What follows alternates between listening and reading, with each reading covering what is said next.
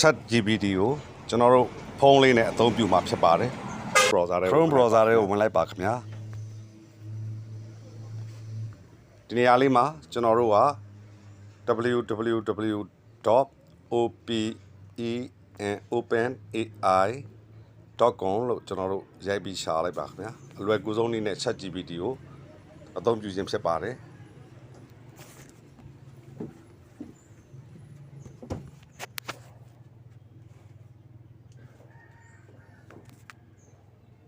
အလွယ်ကူဆုံးနဲ့ကျွန်တော်တို့သိလို့တဲ့မေးခွန်းကို ChatGPT ကိုကျွန်တော်တို့မေးမှာဖြစ်ပါတယ်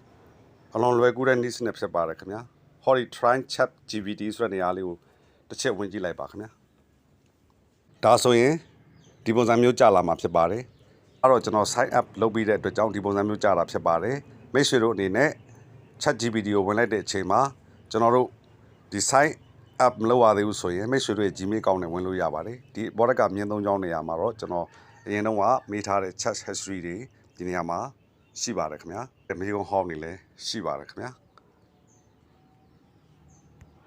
ဒီနေရာမှာကျွန်တော်သိလို့တဲ့မေးခွန်းတစ်ခုကိုမေးမှာဖြစ်ပါတယ် How many follower do I need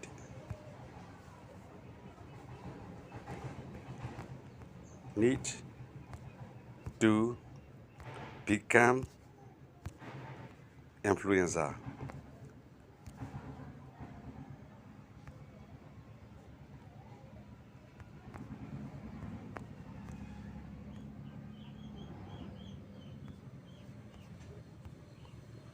ဟုတ်ကဲ့ဒါလေးကိုကျွန်တော်မေးလိုက်ပါတယ်ခင်ဗျာသူ့ကိုမေးလိုက်ပါတယ်ဟုတ်ကဲ့သူချက်ချင်းပြန်ဖြေနေပြီဖြစ်ပါတယ်ခင်ဗျာ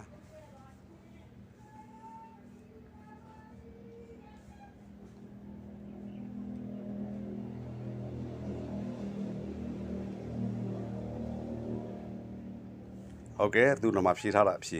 ရှိပါတယ်ခင်ဗျာဒီနေ့ဒီနေရာမှာမိတ်ဆွေတို့ပြောချင်တာကတော့ဒီအဖြေတွေကိုမိတ်ဆွေကမသိဘူးဆိုရင်ဒါလေးကို copy ကူးပြီးတော့ကျွန်တော်တို့ Google Translate မှာပြန်လို့ရပါတယ်ဟုတ်ကဲ့ဒါလေးကိုကျွန်တော် copy ကူးလိုက်မှာဖြစ်ပါတယ်ကျွန်တော်တို့ Google Translate မှာကျွန်တော်တို့သွားပြန်လို့ရပါတယ်ခင်ဗျာ Translate ထဲကိုဝင်ပါမယ်အစောကကျွန်တော်တို့ယူလာတဲ့ copy ကိုဒီမှာကူးမှာဖြစ်ပါတယ်ခင်ဗျာ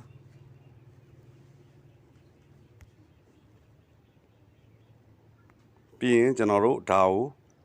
ကျွန်တော်တို့ဘာသာပြန်ကြည့်မှာဖြစ်ပါတယ်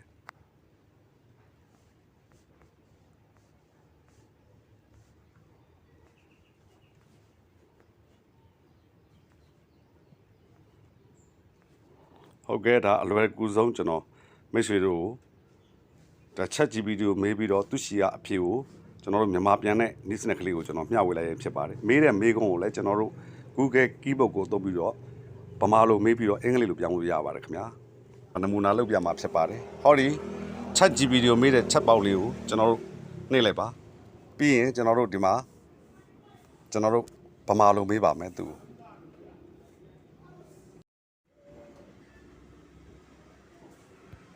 ဒီနေရာမှာကျွန်တော်တို့ကဗမာလိုပြောင်းလိုက်ပါကျွန်တော် Facebook page လူကြိုက်များအောင်ဘယ်လိုလုပ်ရမလဲလို့ကျွန်တော်မေးလိုက်ပါမယ်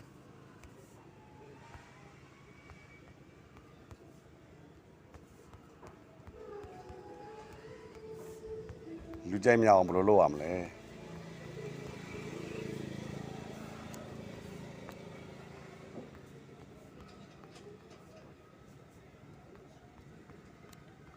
ဟုတ်ကဲ့ဒါလောလောကူကူလေးကျွန်တော်တို့လူလဲလုပ်ပြီးမေးလိုက်တာပါခင်ဗျာပြီးရင်ကျွန်တော်သူ့ကိုမေးကြည့်လိုက်ပါမယ်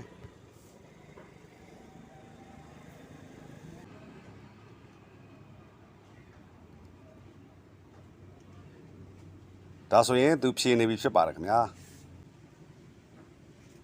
သူချက်ချင်းအဖြေကိုကျွန်တော်လိုအပ်တဲ့ကျွန်တော် Facebook page ကိုလူကြိုက်များအောင်ဘယ်လိုလုပ်ရမလဲဆိုတဲ့မေးခွန်းကိုချက်ချင်းသူပြန်ဖြေဖြစ်ပါတယ်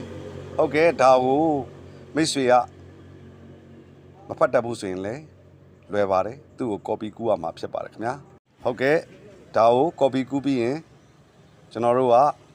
translate မှာအစောအလိုဘာသာပြန်လိုက်လို့ရပါတယ်ခင်ဗျာဒီမှာ copy ယူလိုက်ပါမယ် translate မှာသူ့ကို copy ကူးကြည့်မှာဖြစ်ပါတယ်